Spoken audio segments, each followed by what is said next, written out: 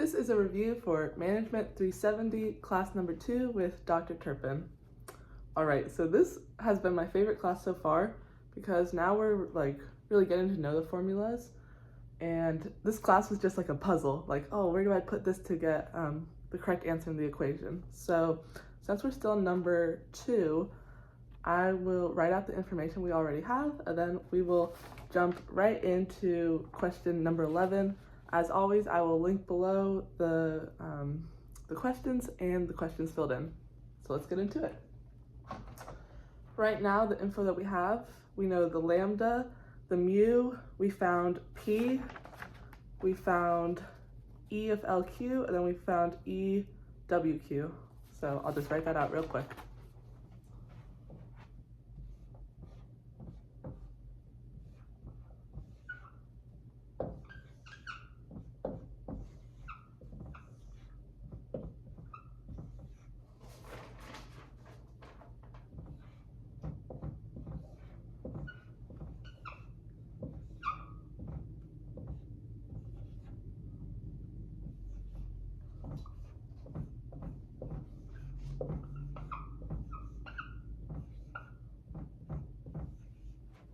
All right, this is the information we know so far. Question number 11 says, what is the average service time in minutes? So how we're going to denote that is E of T. And this is a super simple formula. All it is 1 over mu. And so our mu, what this actually is in this problem, is that it says a cashier can maintain an average service rate of 2 moviegoers per minute. So it's going to be 2. And this makes sense. Like, what is the average service time? If you can see 2 people for every minute, all it's going to be is half a minute, so 30 seconds. So we can just go 1 divided by 2 equals 0.5. And then if you want to convert it to like minutes or seconds, that'll just be 30 seconds.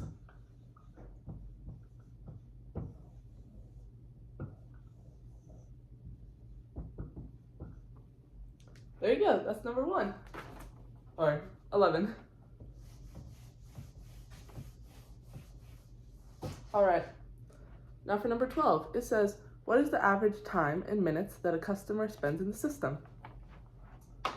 So this is my favorite one that we did because you can check it 2 ways, and it's also, you first see the equation and you're like, oh, we don't have that information, but then we can find it. So here's the equation for average time spent in a system, and in a system just means how much time it takes to get a ticket. So the time that it takes you to wait in line, and then the service time.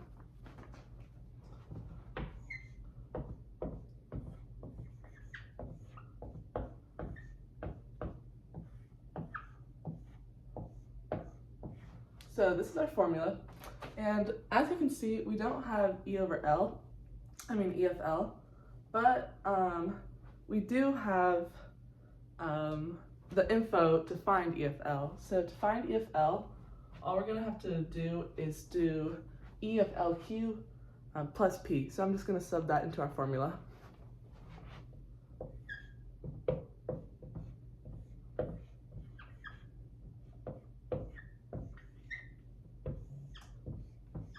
Oh, and what's happening in this formula, I believe, is this is the number of people in the system, and then we're just dividing it by the arrival rate.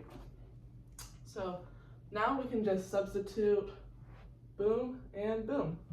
So 3.2 plus 0.8 divided by 1.6, 4 divided by 1.6 equals 2.5 minutes. So to get a ticket at this movie theater, it'll take 2.5 minutes. And now, let's just say you wanted to check that answer. This is what we're gonna be doing for number 13. All you have to do is add the amount of time it takes to wait in line with the amount of time it takes to get a ticket. So our wait time plus our ticket formula will look like this.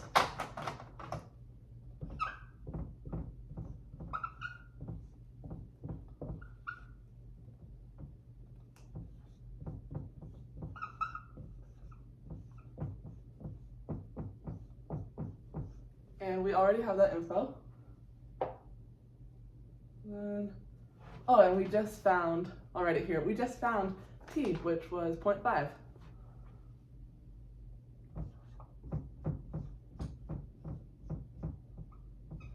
In our last problem. So all it's going to be is 2 plus 0.5.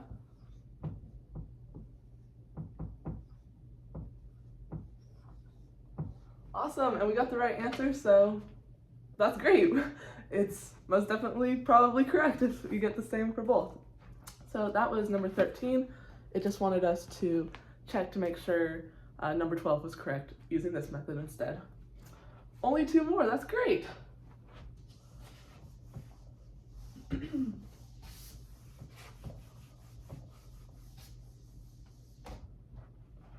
All right. This is a little long of a problem, but stick with me, it's super interesting. It says, an interesting property of the MM1 queue is the surprising fact that a queue with the arrival rate input of lambda has a departure output rate of lambda. And so what this is basically saying is the entrance time is the exit time. It's the same. And I remembered that because our teacher made a funny joke about like, what did he say? He said it's so funny, I'm gonna butcher it. It was like, you can't, it's this way because you can't hold people hostage. So I hear. We were all like, ah. But this is basically saying like, people are gonna come, so of course they're gonna leave. So the input and output lambda are the same. This is known as Burke's theorem. Cool. In the theorem, the cycle time is simply CT exponential lambda. And so this is very important because it's basically saying the cycle time, the exponent is going to be lambda. And so you'll see why this is important. So from your knowledge, derive the mean cycle time for existing customers. So basically if the entrance and exit cycle time are the same, you could just use the same formula. And so that formula is going to be for the inter-arrival time, 1 over lambda. And since we've been told like the exponential, the exponent is lambda for CT, it's also just going to be 1 over lambda for the entrance and exit time. And that's what we learned, they're the same. So all we have to do is put 1 over 1.6, and that'll give us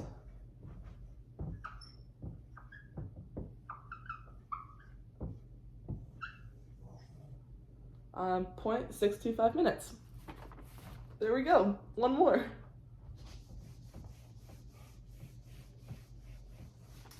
All right, last one. It says, look at the formula for the mean number of people in line. The actual formula is, and then there's a longer formula. So I'll write on the board the formula we've been using, and then I'll write the real formula that it originally came from. So to find this on the page prior, we used this formula.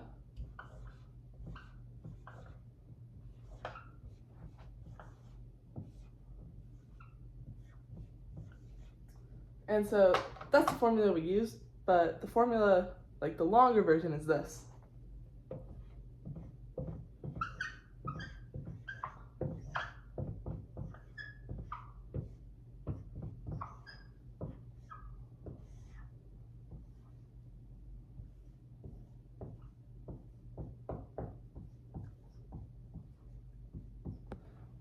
Wow, and you might be like, what's going on here?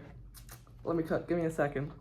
It says here the CV square root, CV squared A is the squared coefficient of variation for the interarrival time, calculated as, then it gives us, it basically tells us how this is calculated, or like, I'll show you.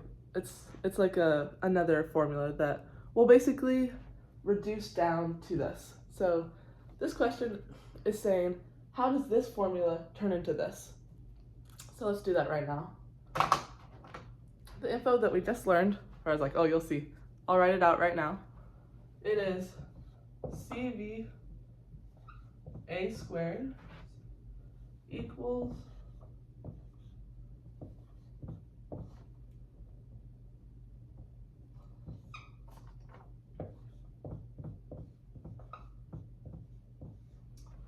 so this equals this.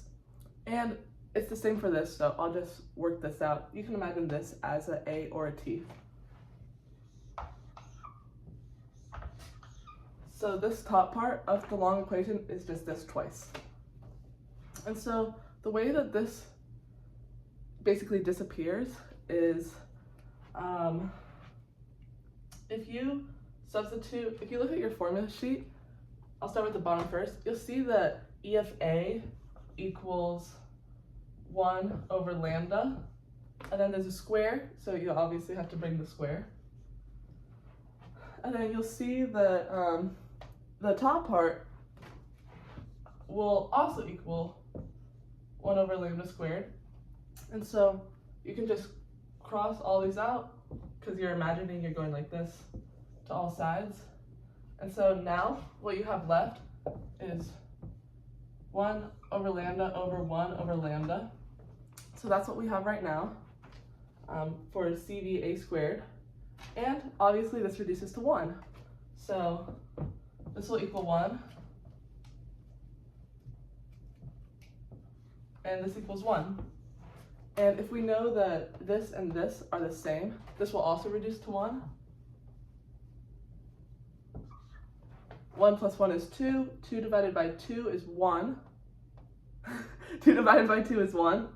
And then if you're multiplying, p squared divided by 1 minus p times 1, that 1 is not really necessary. So we can just cross this entire thing out. And, oh, this is getting a little messy, but now all we're left with is our formula that we have up top. I hope that made sense. Yeah, that last one is a little tricky if you don't know where it's going, but yeah, I hope this video was helpful and good luck.